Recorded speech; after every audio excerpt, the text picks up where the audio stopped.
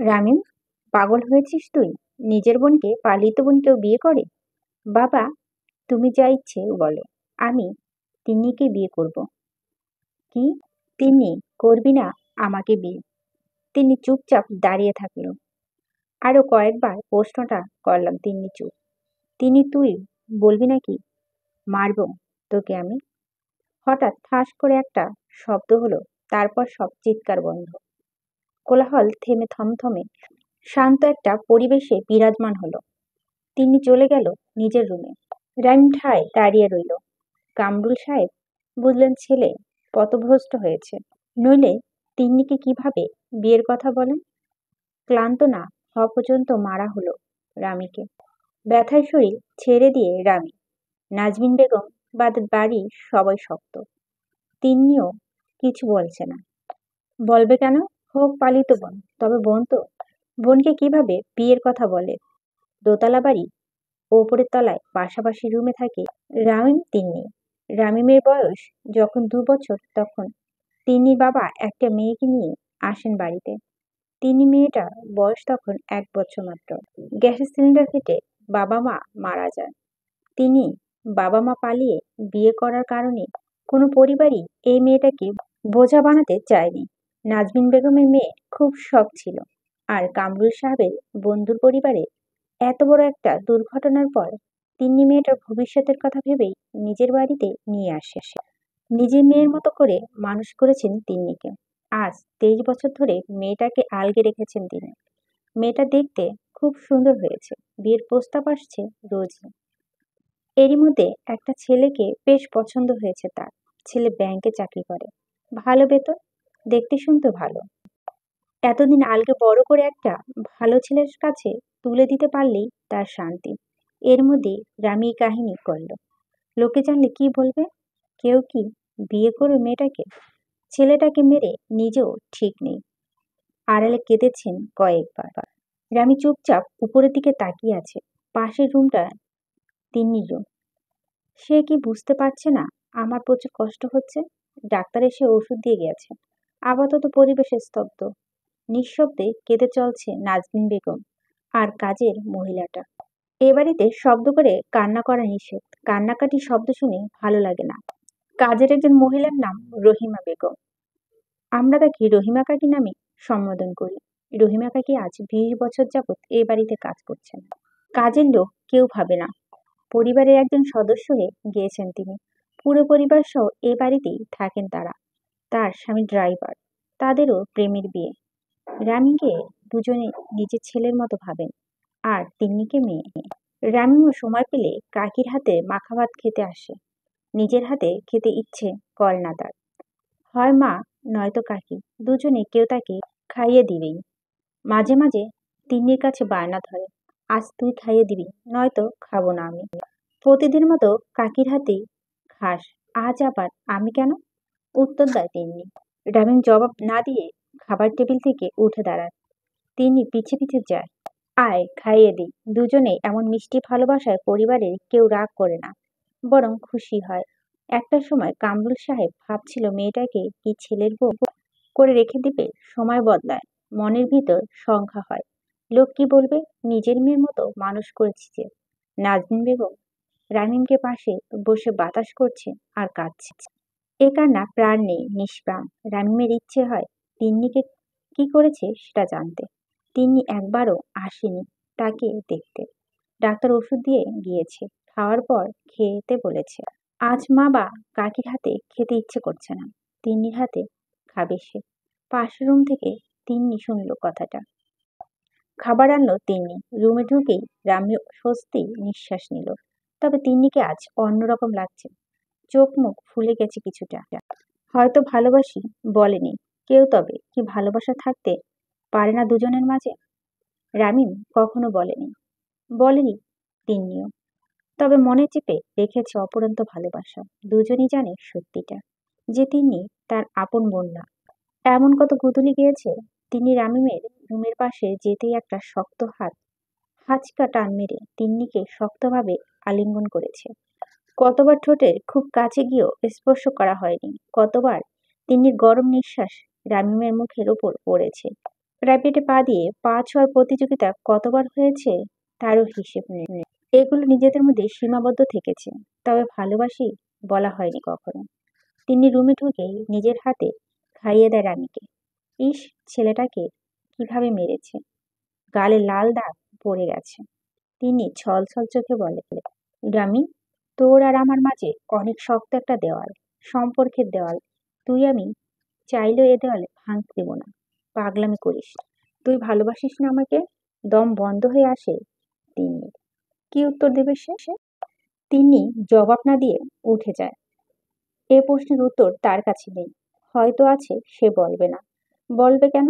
সমাজে বসবাস করতে হলে সমাজের নিয়মকানুনও মানতে হবে। রামিদের আর ওষুধ খাওয়া হয় না। মার বেশ ভালোই পড়েছে তার। রিয়াকশন এখন দেখা যাচ্ছে। জ্বর এসে গেছে শরীরে। ব্যথাও তো কথা নেই। রহিমাকে কি এসে গরম তেল মালিশ করে দেওয়া কিছুটা ব্যথা কমেছে রানীর। তিন্নি রুমে ঢুকে দরজা বন্ধ করেছে। আর খোলার নামগন্ধ নেই। রাতে খেয়েও যায়নি সে। কামরুল সাহেব মেয়েটাকে ভীষণ পছন্দ করেন। সে নিজেও হাতে প্লেট করে ভাত আর মাছের মাথাটা নিয়ে রওনা দেয় তিন্নি রুমের দিকে। রামিমের প্রতি বাড়ির সবাই প্রচুর দুর্বল আছে। বাড়ির ড্রাইভার মানে রহিমা কাকির স্বামী মোস্তাক মিয়াও সেও এসে কামরুল সাহেবকে বলল, আমার ছেলেটাকে মারবেন কেন? ভুল করেছে, আমাকে বলতেন। এভাবে মারার কোনো দরকার ছিল? কামরুল সাহেব বেশ অবাক হন। কতটা আপন হলে বাড়ির ড্রাইভার রামিমকে নিজের ছেলে ভাবে। এই বাড়িতে রামিমকে নিয়ে মাথা ঘামানোটা আর কেউ নেই। তবে তার মামাবাড়ি একজন আছে। মেয়েটার নাম তিথি, রামিমের মামাতো বোন। মামাবাড়ি গেলে তিথি চাইতে খুশি কেউ হয়তো হয় না। ছোটবেলায় এক রুমে ঘুমানো মামাবাড়ি গেলে এখন বড় হয়ে গেছে কেমন একটা লজ্জার কাজ করে। তাই দুজনে আলাদা রুমে ঘুমানোর আগ পর্যন্ত ফেভিকলের মতো পিছু লেগে থাকে তিথি।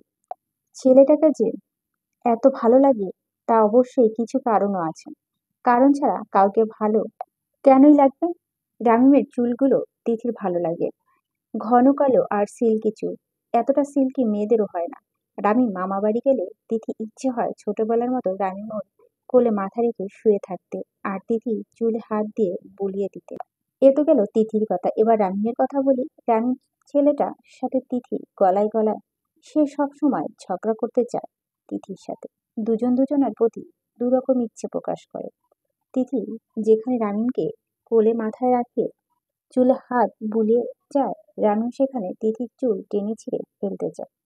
ছোটবেলা অবশ্য এমন ছিল না, তবে বড় হওয়ার পর এই ইচ্ছেটা তীব্র হচ্ছে রামিমের। দরজায় টোকা দেয় কামরুল সাহেব। সারা শব্দ না পেয়ে ডাক দেন, তিন্নিমা দরজাটা খুলো। দরজা খুলে যায়। কামরুল সাহেব রুমে ঢুকতেই তিন্নি বিছানায় গিয়ে বসে। দেখি বোঝা যাচ্ছে সে কেঁদেছে এতক্ষণ। কেন একটা ক্লান্তি দেখা যাচ্ছে তিন্নির চোখে মুখে। শুনলাম খাওয়া দাওয়া নাকি করিসনি? হ্যাঁ বাবা, ভালো লাগছে না, মন খারাপ। না তো, মন খারাপ কেন থাকবে? আয়, আমি তোকে খাইয়ে দিই। কামরুল সাহেব ভাত মেখে খাইয়ে দেয় তিন্নিকে। এ বাড়িতে কামরুল সাহেব যা বলে তাই হয়। তবু তিন্নিকে মাঝে মাঝে লুকিয়ে লুকিয়ে খাইয়ে দেয় যা কামরুল সাহেব। অন্যরকম ভালো লাগা কাজ করে তার মধ্যে। দরজা খোলাই ছিল, হঠাৎ রহিমা কাকি এসে দেখে বাবা মেয়ের এই দৃশ্য। বেশ কঠিন গলায় বলে, ভাব দেখে আর বাঁচি না। ছেলেকে আধমরা বানিয়ে রেখে মেয়েকে খাইয়ে দেওয়া হচ্ছে। কামরুল সাহেব আমলে নেন না। বলেই তো, বলবে না কেন? এতবারও তো ছেলেটাকে দেখতে যাওয়া নিষেধ। ছেলেটার প্রতি কি একটুও ভালোবাসা নেই তার? রাত দুটো, গা ঘামিয়ে জ্বর ছেড়েছে রাহিমের। হয়তো আবার আসবে। শরীর কয়েক জায়গায় বেশ ফুলে গেছে। ওটা যেন একটা ব্যথার বক্স। অল্প ছোঁয়া লাগলে সারা শরীরে ব্যথা। স্ল্যাব দিয়ে দেয়। পাশের রুমে লাইট জ্বলছে এখনো। রামিম ভাবে, তিনি কি ঘুমায়নি? এত রাতে জেগে কেন আছে? অন্য সময় হলে রামিম রুমে যেত, অথবা দেয়ালে লাথি মেরে ওর রুমে ভাঙিয়ে বলতো, লাইট অফ করে ঘুমা। আমার রুমে আলো আসলে আমি ঘুমাতে পারি না। তিনি আবার বদ অভ্যাস। রামিমের জ্বালানোর জন্য রাতে লাইট অন করে ঘুমায়। রামিম আবার ভাবে, না, ও তো জেগে নেই, লাইট অন করে ঘুমায় সবসময়। শুয়ে থাকতে ইচ্ছে করছে না।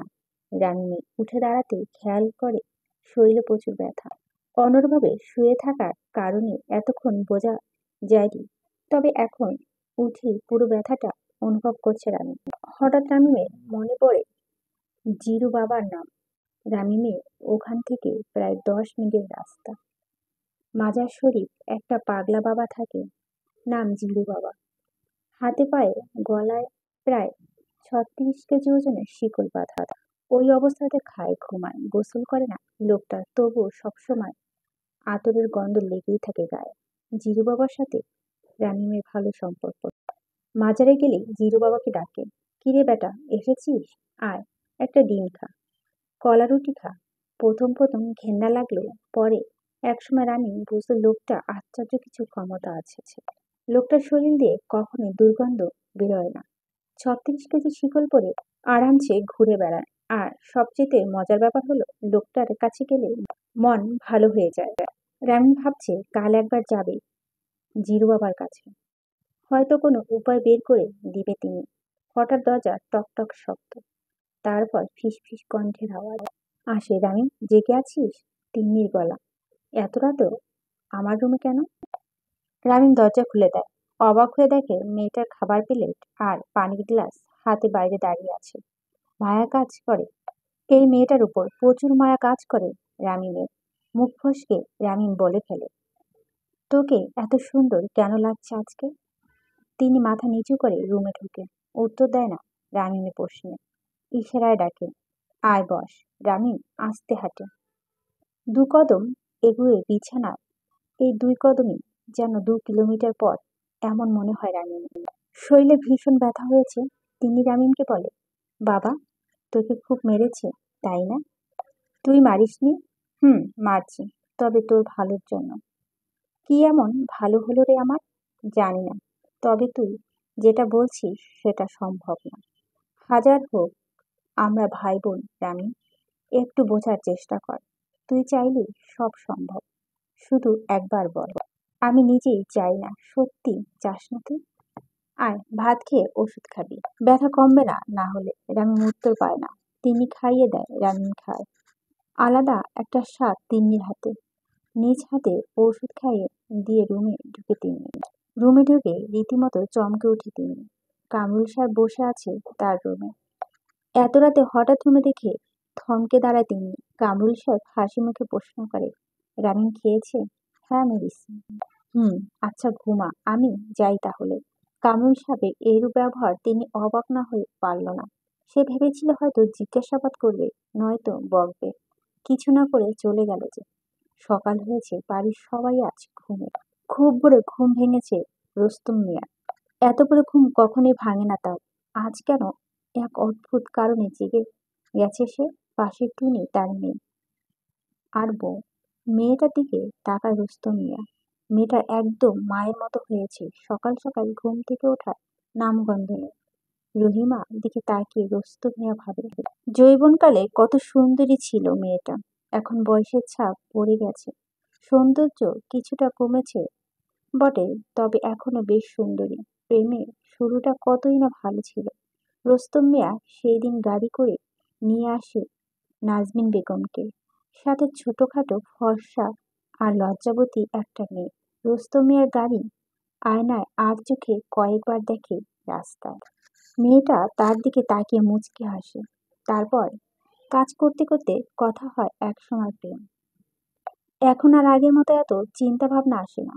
আগে অনেক কিছু ভাবতো, এই করবে সেই করবে। এখন কয়েকদিন হয়ে গেছে পাশাপাশি শুয়েও সে ইচ্ছে আর করে না। তবে বউ বাচ্চা নিয়ে বেশ ভালোই আছে। মেয়েটা সারাদিন দৌড়ায়। রামিমকে খুব পছন্দ করে মেয়েটা, কাছে আসে, থাকে সব সময়। তবে রামিম অসুস্থ থাকলে কাছে যায় না। শুধু রামিম না, কেউ অসুস্থ থাকলে তার পাশে গেলেও সেও নাকি অসুস্থ হয়ে যাবে, এমনটা ভাবে সে। রামিম যখন টুনি বলে ডাকে, মেয়েটা হাসতে হাসতে পারলে গড়িয়ে পড়ে। পেটে হাত দিয়ে হাসে মেয়েটা। এত যে খুশি মেয়েটা, এত হাসি কোথায় রাখে? রোস্তম মিয়া বাইরে বেরোয়। বাহ, খুব ভোরে উঠলে সকালটা ভালোই কাটে। রোস্তম মিয়া খালি পায়ে হাঁটে। হাঁটতে হাঁটতে চোখ পড়ে দোতলায়। রামিমের জানালায় একটা কিছু ঝুলছে। কুয়াশায় কাটেনি এখনো। আবছা কিছু বোঝা যায় না। ওদিকে খুব একটা মনোযোগ দেয় না। তার এখন উদ্দেশ্য হলো পুরো বাড়ির চারপাশটা ঘুরে দেখা। রহিম মিয়া আশ্চর্যজনক জিনিস দেখেন। তিন্নি রুমে জানালাও ও কিছু একটা ঝুলছিল, মোটা সুতোর মতো কিছু একটা। চোখ ডলে আবার তাকায়, না কিছু নেই। ঘুম কাটেনি হয়তো, চোখে ভুল দেখছে সে। রোস্তম মিয়া ভাবে দুজনে মিলিয়ে দিব নাকি। না না, সি সি, লোকে কি বলবে।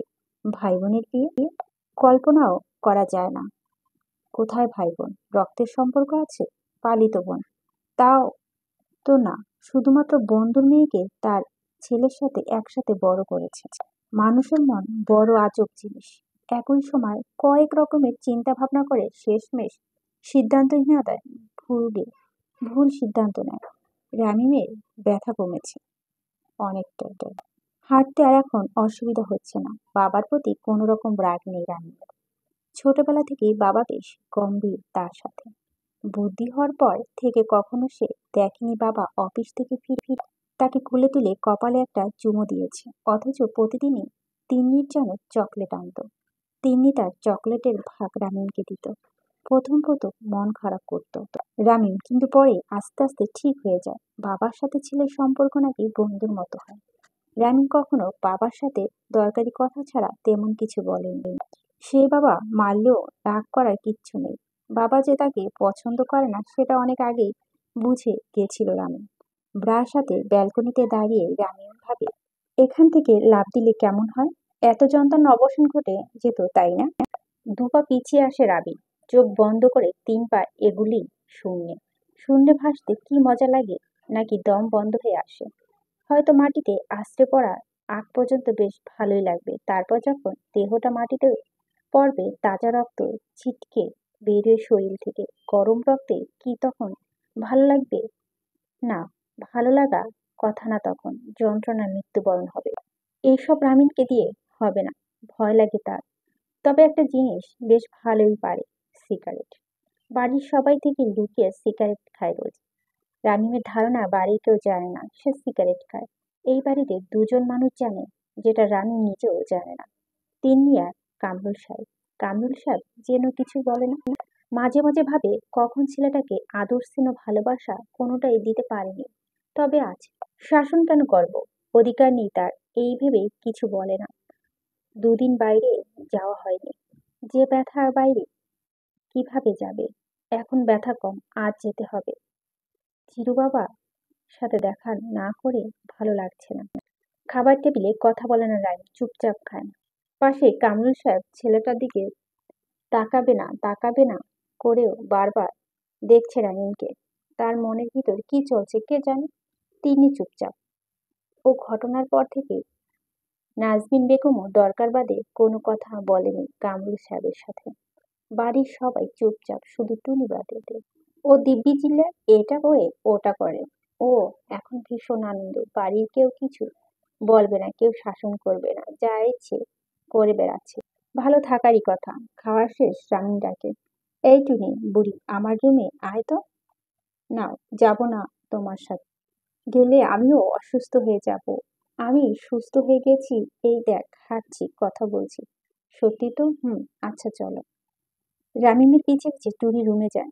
বলো কি বলবে? আগে পাপ্পিদেরটা। টুনি মেয়েটা খিলখিল করে হেসে ওঠে। ছোট বাচ্চাদের সব অবস্থাতেই ভালো লাগে। আল্লাহ বানিয়েছে এমন করে। হাসি থামিয়ে টুনি বলে, চাচু তুমি বড় ফাজিল হয়েছ। তিন্নি আন্টি থেকেও পাপ্পি চাও, আমার থেকেও চাও। তিন্নি থেকে চাই সেটা তুই কিভাবে জানলি? টুনি বিজ্ঞদের মতো গম্ভীর ভাব নিয়ে বলে, আমি এ বাড়িতে সব খবর রাখি। না হলে আমার একটা কাজ করে দাও। কি কাজ? দেখ তো পাশের রুমে তিন্নি আছে কিনা, আমি ও রুমে যাব না। আচ্ছা, দেখতাছি। টুনি ইনোসেন্ট একটা ভাব নিয়ে হাসি মুখে তিন্নি রুমে যায়। তিন্নি রুমে নেই, ফিরে আসে বলে, রামিম বিছানার নিচে থেকে চকলেট বের করে মেয়েটার হাতে দেয়। টুনি খুশি হয়ে একটা পাপ্পি দেয় রামিমকে। টুনি চলে যায়। রামিম আবার বিছানার নিচে হাত দেয়। এক কোণে একটা প্যাকেটে দুটো সিগারেট আছে। জানালা বন্ধ করে সিগারেট ধরায় রামিম। 11টা বেজে গেছে। রামিম বাসা থেকে বেরিয়ে রাস্তার পাশে টঙের দোকানে বসেছে। ছোট মামা টেলিফোন করে জানিয়েছে সে আসবে, কিন্তু বাসায় যাবে না। তাই এখানে বসা রামিমের। তবে রামিম ভেবে রেখেছে মামাকে নিয়ে জিরু বাবার কাছে যাবে। বয়স কত হলো, এখন বিয়ে করেনি কেন? এর একটা বিহিত করতেই হবে। পকেটে টেলিফোনটা আবার বেজে ওঠে রামিমের। মামা, কোথায় তুমি? আমি এখন এসে বসে আছি, তুই একটু বাসায় আয়, আমি কাজে ব্যস্ত আছি। আচ্ছা, আসছি। বিরক্ত মুখে ফোন কেটে দেয় রামিম। এখন আবার 11 মিনিট হাঁটো। তবে দেখা করাটা মনে হয় জরুরি, তাই মামা ডেকেছে, যেতেই হবে।